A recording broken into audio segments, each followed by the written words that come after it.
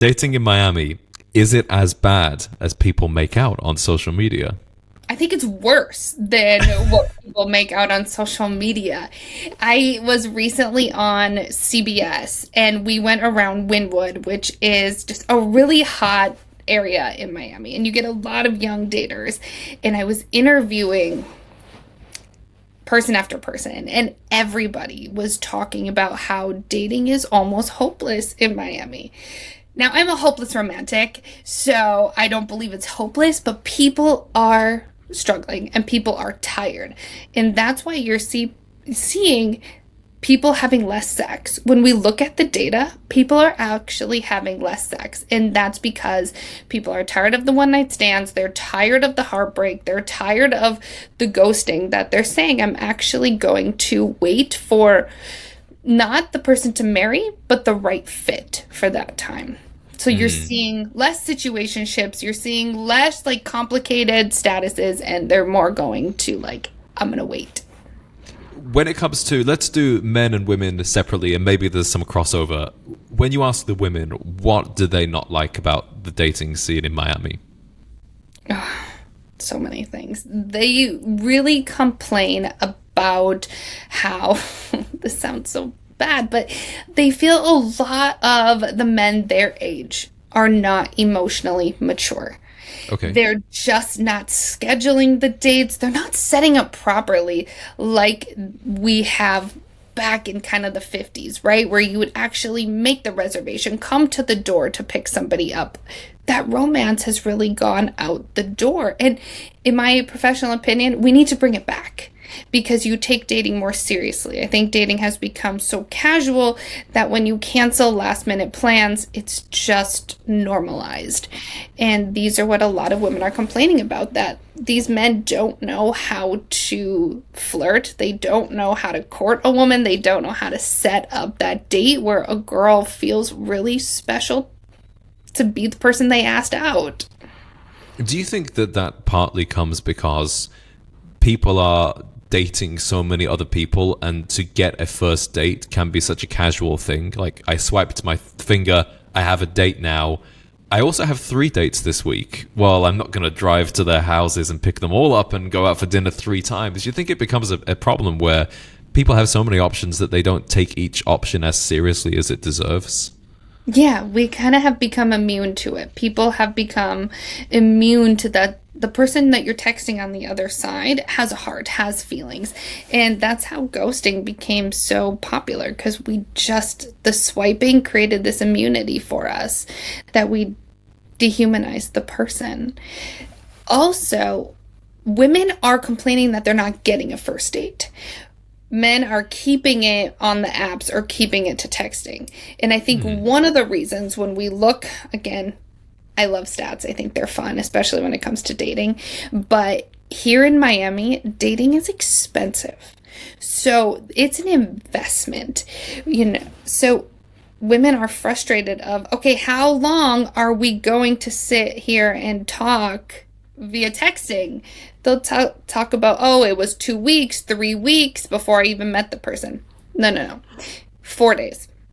If you are solidly, consistently texting somebody, 4 days, you ask them out. When you ask a sexologist. Well, you know what? I mean, you can interpret certain things as a little bit prescriptive, but I think it's also really good to have these guidelines. Like, on the other hand, it's not good to ask somebody out on the first message when you first match, immediately. Hey, you want to get a drink sometime? They think, Red no, flag. I don't know you. Right. When you speak to the men, talking Miami specifically, and I think Miami is probably the most grossly exaggerated version of all the other big cities in the US that have similar problems, in LA, New York, Chicago, which is where I've primarily been located. You get these similar issues, but for the men, what are their big complaints? I love my men clients. And I've been a sexologist for 10 years, and my practice is primarily males. And you know what? these men are not dating.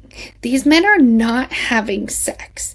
And when we break it down, they struggle from performance anxiety, social anxiety, because there's a lot of pressure that these men are feeling. They're feeling, I have to have the right outfit, the right car, the right job. I need to take them to an expensive dinner and pay this expensive bill on the first date. And then I'm probably expected to maybe have sex that night. There really still is that expectation. Or when they do have sex, it's supposed to be this mind-blowing experience, which is just not realistic. And what these pressures are doing is it causes ED. We're not diagnosing them as erectile dysfunction, but they're not able to achieve an erection due to the anxiety that they're having in the moment. This happens all the time. Professional finance, gorgeous men are coming and saying, I avoid sex at all cost. Wow. And do you think this is anxiety around sex specifically, or just the whole dating episode? Both. There really is this sexual performance anxiety that a lot of my males feel. And they feel confident in who they are. They feel confident in their job. We have a lot of, transplants here who have done well enough in their job that they were moved here. But when it comes to sex, they're like, what if I don't match up? What is she going to tell her friends? What happens if I'm not able to get an erection? And they think back to the one time that they weren't able to get an erection for whatever reason. And the trauma from that gets in their way.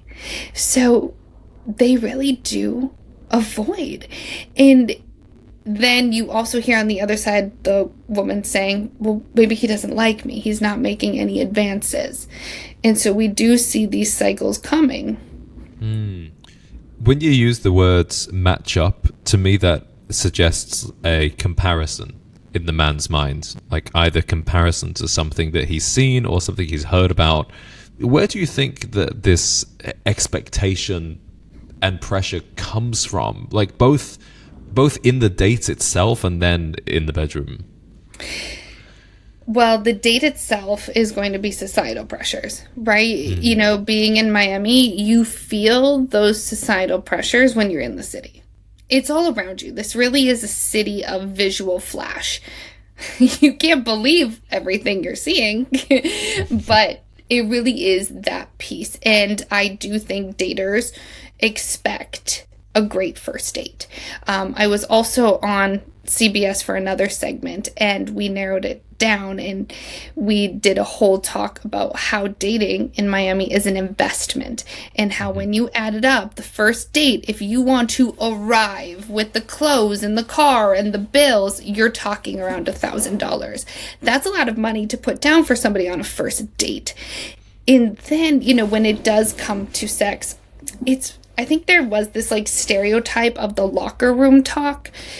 But being a therapist and hearing the other side of men, you guys don't actually talk that much. It seems like men are actually very isolated when it comes to challenges around sex. It appears that there's like a lot of one-liners of like, oh, I'm so great in bed, or she said I was so great in bed, but that's it. So I do think there is that pressure to match up, but then there's also that isolated factor of guys don't talk like women talk. Women talk about struggles. Women talk about low libidos. They talk about pain. They talk about not being able to orgasm. Men don't. They just give off a persona that I'm really great at it. Yeah, that's definitely true. I think that's because as men we have this kind of, in the same way that you don't want to hear about your mom or dad talk about their sex life, you kind of have that with your male friends. You're like, happy for you, but like I don't want to have the visuals, in my mind of the details and the problems. And it doesn't seem like that's gonna change anytime soon in male society. If you're enjoying this podcast, you might like to know that we also have a private members club for like-minded modern gentlemen all over the world. You'll find the link to apply in the description.